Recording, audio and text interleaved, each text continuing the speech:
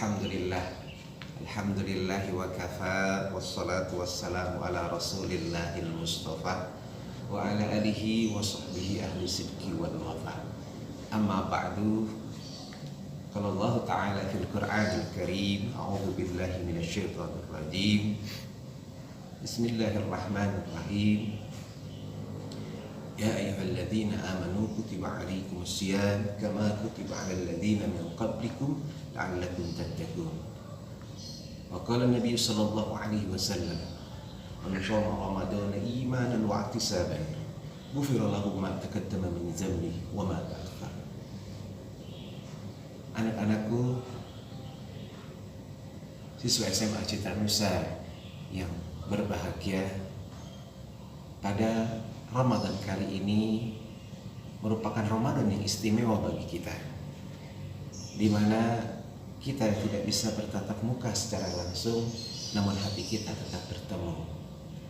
Dan pada acara ini, pada kesempatan ini, marilah sama-sama kita isi kegiatan Ramadan ini dengan hal yang baik, yaitu dengan sanlat yang diadakan oleh Rahis SMA Citra Nusa yang bawa pimpinan Bapak. Pada kesempatan kali ini Bapak diberikan kesempatan untuk memberikan materi tentang Fadilah Ramadan. Fadilah Ramadan, keutamaan Ramadan. Ingat kalimat Ramadan adalah bulan. Allah memberikan keistimewaan pada waktu, pada hari, pada bulan, pada tempat. Yang pertama, pada waktu Allah berikan keistimewaan pada nisful lail, sepertiga malam. Yang kedua, Allah memberikan keistimewaan pada hari Jumat. Yang ketiga, Allah memberikan keistimewaan pada tempat, yaitu masjid, terutama Masjid Nabawi dan Masjidil Haram. Dan Allah memberikan keistimewaan pada bulan, yaitu bulan suci Ramadan. Ingat, yang diberikan keistimewaan bulannya. Jadi dimanapun kita berada, kalau itu masih bulan Ramadan, itu istimewa. Dan pada saat ini kita sedang dalam pandemi COVID-19, yang dimana anjuran pemerintah harus berada di rumah saja, tidak mengurangi kemuliaannya Ramadan. Tidak mengurangi kemuliaannya Ramadan, karena Ramadan istimewanya pada bulan. Jadi dimanapun kalian beribadah, tetap pahalanya akan sama, dilipat gandakan oleh Allah Subhanahu wa Ta'ala. Keistimewaan yang pertama, keistimewaan orang yang berpuasa. Kata Nabi, "Man shoma ramadhana imanan wa ihtisaban, ghufira lahu ma taqaddama min dzambika wa ma ta'akhkhar." Barang siapa yang berpuasa di bulan suci Ramadan dengan keimanan, maka Allah akan mengampuni dosanya, baik yang sekarang ataupun yang akan datang. Anak-anakku yang kucintai, oleh karenanya mari sama-sama kita perjuangkan puasa kita supaya bisa khatam, bisa tamat sampai sebulan penuh tanpa bolong satu pun, kecuali yang ada uzur syar'i seperti perempuan yang haid dan lain sebagainya. Bagaimanakah puasa dapat mempengaruhi kesehatan tubuh kita? Inilah manfaat puasa bagi tiap-tiap organ utama di dalam tubuh kita. Untuk jantung, pada saat puasa, peredaran darah ke sistem pencernaan menjadi berkurang, mengurangi paparan darah ke makanan dan glukosa secara konstan, sehingga membuat tingkat hormon meningkat dan jantung menjadi sehat. Untuk paru-paru, puasa membantu membuang racun-racun yang kita hirup setiap hari. Bagi sistem pencernaan seperti lambung, selama berpuasa, lambung akan membersihkan dirinya sendiri, dan juga berperan sebagai antibiotik dengan membuang bakteri berbahaya di dalam perut. Sebagaimana dengan lambung, usus juga akan dibersihkan, membuang tinja untuk pencernaan yang lebih baik. Bagi liver, puasa memaksimalkan penggunaan glikogen sebagai sumber energi cadangan dalam tubuh. dan membakar kelebihan lemak untuk memproduksi gliserol sebagai tambahan sumber energi. Dan yang terakhir adalah ginjal, yang secara intensif dan alami akan mencuci darah lebih baik dari biasanya. Ini adalah saat-saat yang memaksimalkan bagi tubuh untuk melakukan proses detoksifikasi atau pengeluaran racun-racun dalam tubuh. Untuk memaksimalkan keuntungan berpuasa saat Ramadan, ada beberapa hal yang perlu diperhatikan, seperti tidak makan junk food, minuman bersoda, dan makanan bergula tinggi. Minum yang banyak di saat malam bulan puasa, tidak makan secara berlebihan, melakukan makan sahur, dan buka puasa dengan memakan kurma atau air putih jika tidak ada. Ini adalah sunnah.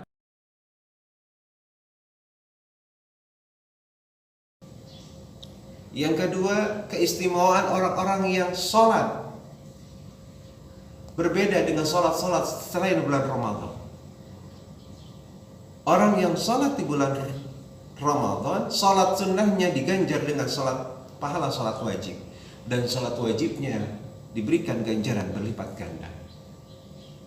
Bahkan dalam satu keterangan hadis mengatakan, man qama Ramadhana imanan wa ihtisaban ghufira lahu ma taqaddama min dzambika wa ma ta'akhkhar. Barang siapa yang mendirikan sholat malam di bulan suci Ramadan, dia akan diampuni dosa-dosa yang telah lalu dan yang akan datang. Subhanallah. Yang ketiga, keistimewaan fadilah Ramadan adanya membaca Quran, tadarus.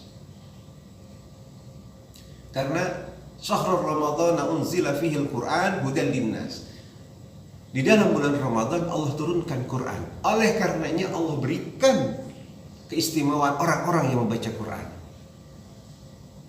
Apa keistimewaannya? Yang pertama, pahalanya bukan dinilai berapa banyak ayat yang dibaca, tapi berapa banyak huruf pada ayat itu yang dibaca.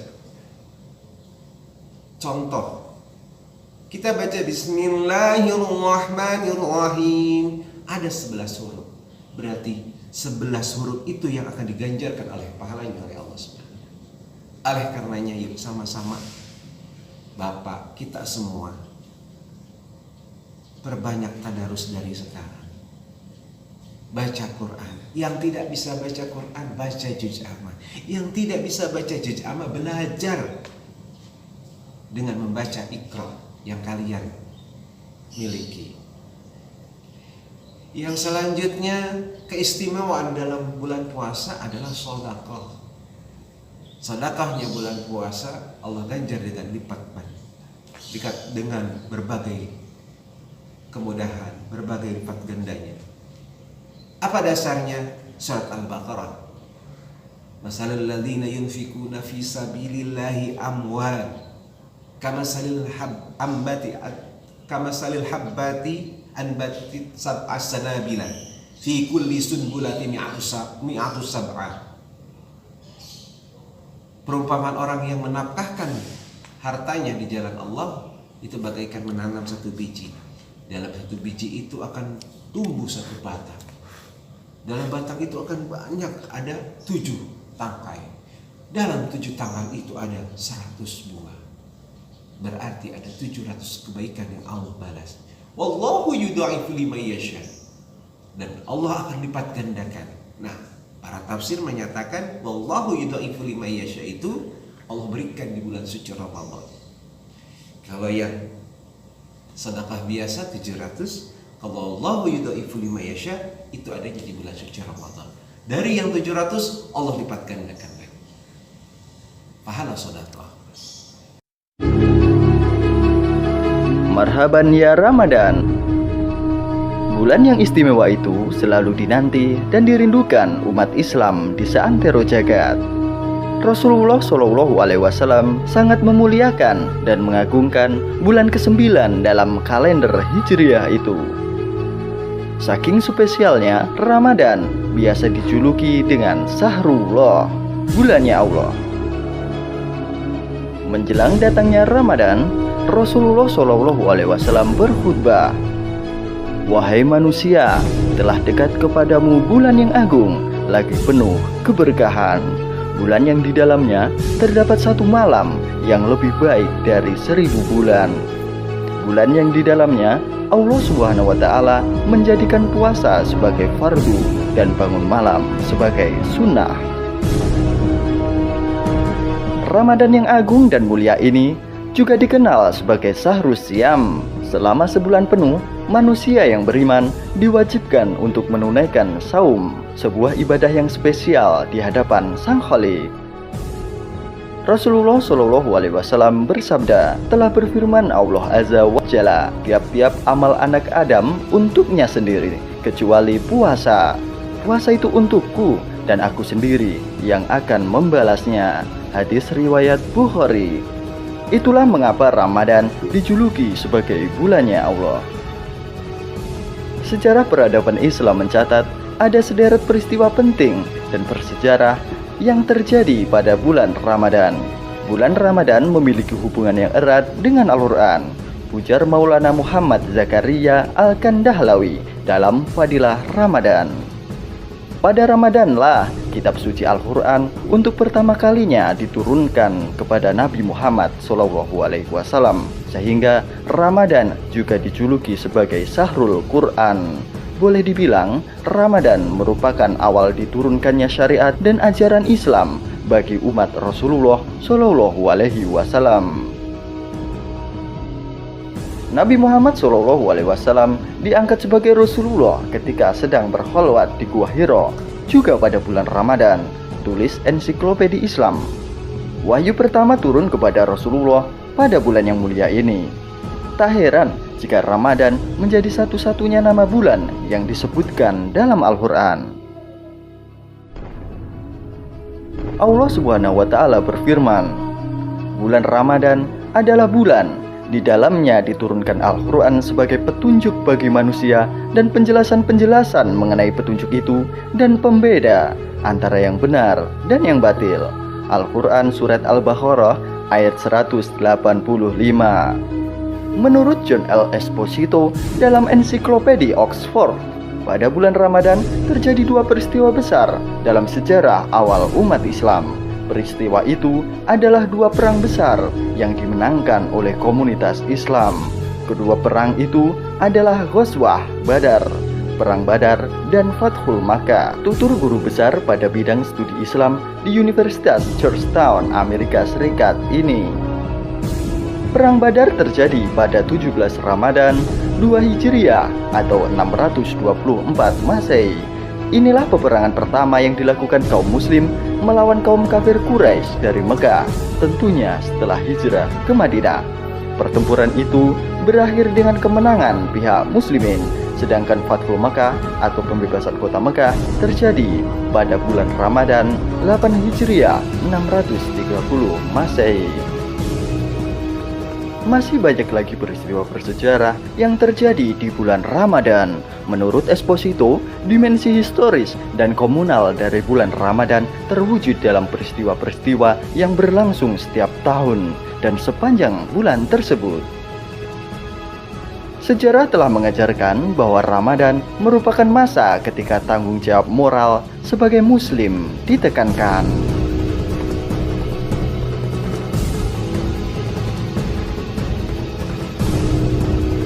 Kemudian fadilah Ramadan yang lainnya, yang selanjutnya sedekah sudah, baca Qur'annya sudah, dan keistimewaan-keistimewaan itu begitu banyak Ramadan. Oleh karena itu mari sama-sama kita perjuangkan Ramadan kali ini. Bayangkan kita tidak bertemu Ramadan untuk tahun depan jika Allah sudah menjemputnya. Ini Ramadan terakhir kita yang harus kita jadikan hal yang terbaik. Kenapa Nabi diberikan umur yang begitu pendek? Karena Nabi diberikan Ramadan yang pahalanya menyamai dengan pahalanya orang-orang yang berumur panjang. Nabi Adam hampir 1000 tahun, 900 tahun. Nabi-nabi yang lain umurnya beratus-ratus tahun, tapi Nabi Muhammad hanya 63 tahun. Kenapa seperti itu? Karena Nabi Muhammad diberikan Ramadan keadilan Allah berikan Ramadan sehingga pahalanya sama seperti orang yang banyak umurnya, yang panjang umurnya. Oleh karena itu semuanya mari sama-sama kita perbaiki puasa kita. Sekarang sudah masuk kepada maghfirah, kemudian itqum minan nar. Allah lebur dosa kita, dosa nyontek kita Allah lebur, dosa nonton video porno kita Allah lebur, dosa-dosa yang membohongi, dosa ngomongin orang, ngomongin teman Allah lebur di yaumil maghfirah ini. 10 hari setelah 10 hari yang lalu kita telah lewati, dan setelah itu kita akan masuk itqum minan nar. Jangankan masuk neraka, tersentuh pun kita tidak akan kena oleh neraka. Yang terakhir, kita akan dipanggil di babur royan, di pintu surganya ar-rayyan, untuk masuk ke dalam surganya Allah Subhanahu wa taala. Untuk itu mari sama-sama di dalam Ramadan ini kita berdoa kepada Allah Subhanahu wa taala. Mudah-mudahan Allah angkat wabah ini sehingga kita bisa kembali seperti biasa melaksanakan belajar mengajar seperti biasa, dengan kembali baru, kembali suci, kembali fitrah, dan kita bisa melaksanakan sesuai dengan apa yang dikehendaki Allah dan Rasul. Demikian dari Bapak. Assalamualaikum warahmatullahi wabarakatuh. Panduan ibadah Ramadan saat pandemi COVID-19. Kita tidak pernah menyangka sebelumnya akan bertemu Ramadan tahun 1441 Hijriah dalam situasi pandemi virus corona. Seorang mukmin yang di dalam hatinya mengakar kuat keimanan terhadap Robnya akan memandang segala sesuatu dengan iman dan tauhid. Terlepas apapun yang kita hadapi sekarang ini, seharusnya kita meyakini bahwa segala sesuatu yang terjadi pastilah Allah yang menghendakinya terjadi dan dialah yang menakdirkannya.